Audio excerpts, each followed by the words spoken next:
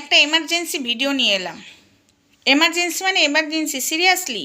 অমঙ্গলার ওখানে বাংলাদেশ থেকে এখনও ভক্ত আসছে। মানেটা কি? মানেটা কি অমঙ্গলা, তোর ওখানে ভক্ত আসছে বাংলাদেশ থেকে? হ্যাঁ, মানেটা কি? কদিন আগেও আসছিল, এখনও আসছে। আচ্ছা, তার মানে তুই বাংলাদেশিগুলোকে তুই রেডি থাক, তোকেও পাঠাবো বাংলাদেশে। ঠিক আছে, ব্যাগ গুছা, ব্যাগ গুছা, তুই রেডি থাক। তোর ওখানে ভক্ত আসছে। কিরে, কাপড় চোপড় দিতে আসছে, গয়না দিতে আসছে? হ্যাঁ, বিপদে পড়লে কি তুই জায়গা দিবি ওই মন্দিরের মধ্যে? কিরে বন্ধুরা, সতর্ক থাকো। ওই কৃষ্ণকালী মায়ের মন্দিরে বাংলাদেশ থেকে ভক্ত আসছে কি করে, এটা নিয়ে একটুখানি ভালোভাবে নড়ে চড়ে তোমরা দেখো, মানে নড়ে চড়ে বলছি, নেড়ে ঘেটে দেখো, না হলে কিন্তু বিপদে পড়বে ভারতীয়রা। ঠিক আছে, বাংলাদেশ থেকে লোক ঢুকছে এবং অমঙ্গলা নিজে স্বীকার করেছে যে বাংলাদেশ থেকে ওর ভক্তরা আসছে।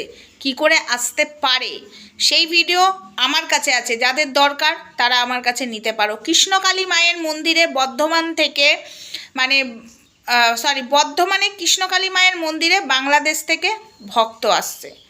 আমি এটা বুঝতে পারছি না কি করে ভক্ত আসছে, সিরিয়াসলি বলছি, আমি বুঝতে পারছি না। ইমিডিয়েটলি দেখা উচিত।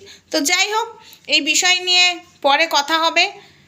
ফেসবুকে আসছে, এই বিষয়টা নিয়ে বলবো ছোট্ট করে, এখন এখানে বললাম, ফেসবুকেও বলবো।